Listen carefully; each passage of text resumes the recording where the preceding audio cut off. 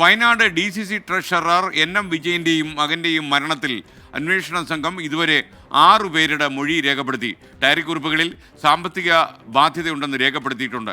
കോൺഗ്രസ് നേതാക്കൾക്ക് നിയമനക്കോഴയുടെ ഇടനിലക്കാരനായി നിന്നതിനെക്കുറിച്ച് ഇതുവരെയുള്ള അന്വേഷണത്തിൽ വ്യക്തമായിട്ടുമില്ല. വിവരങ്ങളുമായി വയനാട്ടിൽ നിന്ന് സുർജിത്ത് അയ്യപ്പത്ത് തത്സമയം ചേരുന്നു. Surjit, good morning. സുർജിത്ത്, നമുക്ക് വൈകുന്നേരം പൊളിക്കണം. ഓക്കെ, വാർത്തകളിലേക്ക്. Good morning SKN. SKN തീർച്ചയായും SKN, ഇതിനകത്ത് കൃത്യമായ രീതിയിൽ അന്വേഷണം മുന്നോട്ട് പോകുന്നു.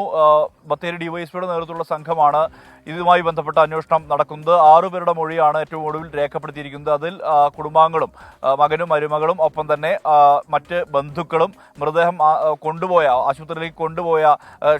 ഇവരെ ആശുപത്രിയിലേക്ക് കൊണ്ടുപോയവരും ഉൾപ്പെടും. എന്തായാലും ഇതുമായി ബന്ധപ്പെട്ട് ഈ മൊഴികളിൽ നിന്നെല്ലാം തന്നെ കാര്യമായ വിവരങ്ങൾ പോലീസ് ശേഖരിച്ചിട്ടുണ്ട്. പക്ഷേ ഇത് കോൺഗ്രസ് നേതാക്കളിലേക്ക് കണക്ട് ചെയ്യുന്ന ഒരു തരത്തിലുള്ള സൂചന ഇതുവരെ ലഭിച്ചിട്ടില്ല എന്നുള്ളതാണ് അന്വേഷണ സംഘത്തിൽ നിന്ന് നമുക്ക് മനസ്സിലാക്കാൻ കഴിയുന്നത്. ഇതിൽ സാമ്പത്തിക ബാധ്യത ഉണ്ടായിരുന്നു എന്ന് സ്ഥിരീകരിക്കുന്ന തരത്തിലുള്ള വിവരങ്ങൾ പോലീസിന് ലഭിച്ചിട്ടുണ്ട്. അതായത് ചില ഡയറി കുറിപ്പുകളിൽ സാമ്പത്തിക ബാധ്യത സംബന്ധിച്ച കാര്യങ്ങൾ NM വിജയൻ ചൂണ്ടിക്കാട്ടിയിട്ടുണ്ട് എന്നുള്ളതാണ് അന്വേഷണ സംഘത്തിൽ നിന്ന് വ്യക്തമാകുന്നത്. അതിൽ 2021-23 കാലഘട്ടത്തിലെ ആ ഡയറികളിൽ അതിൽ ചില ബാങ്കുകളിൽ നിന്നെടുത്ത വായ്പകൾ, അതോടൊപ്പം തന്നെ ഗോൾഡ് ലോൺ അടക്കമുള്ള കാര്യങ്ങളുണ്ട്. അതെല്ലാം തന്നെ അതിൽ ചൂണ്ടിക്കാട്ടിയിട്ടുണ്ട്. പക്ഷേ അത് എത്രയാണ് അതിൻ്റെ കൃത്യമായ ബാധ്യത എന്നുള്ളത് സംബന്ധിച്ചുള്ള വിവരങ്ങൾ വ്യക്തമായിട്ടില്ല. ആ വിവരങ്ങൾ പോലീസ് ശേഖരിക്കാൻ വേണ്ടി ഈ ബാങ്കുകൾക്ക് ചില ദേശസാൽകൃത ബാങ്കുകളിൽ അടക്കം വായ്പകളുണ്ട്. അവിടെയെല്ലാം തന്നെ നോട്ടീസ് നൽകാനുള്ള നീക്കമാണ് ഇപ്പോൾ പോലീസ് നടത്തുന്നത്. ഈ ആത്മഹത്യ സംബന്ധിച്ച കൂടുതൽ വിശദാംശങ്ങൾ വ്യക്തതയില്ല എന്നുള്ളതാണ് കുടുംബവും പറയുന്നത്. കുടുംബം നൽകിയ മൊഴിയിലും അതാണ് പറയുന്നത്. ഈ സാമ്പത്തിക ബാധ്യത സംബന്ധിച്ച കാര്യങ്ങൾ കുടുംബത്തിനും അറിയില്ല. മാത്രമല്ല പാർട്ടി കാര്യങ്ങളും കാര്യമായി പിതാവ് പങ്കുവെക്കാറില്ല എന്നുള്ളതാണ് മകൻ ഉൾപ്പെടെയുള്ളവർ മൊഴി നൽകിയിരിക്കുന്നത്. എന്തായാലും അന്വേഷണം മുന്നോട്ട് പോകുന്നു. അതേസമയം പ്രതിഷേധവും മുന്നോട്ട് പോകുന്നു. ഇന്നലെ CPIM നേതൃത്വത്തിൽ പ്രതിഷേധം സംഘടിപ്പിച്ചിരുന്നു.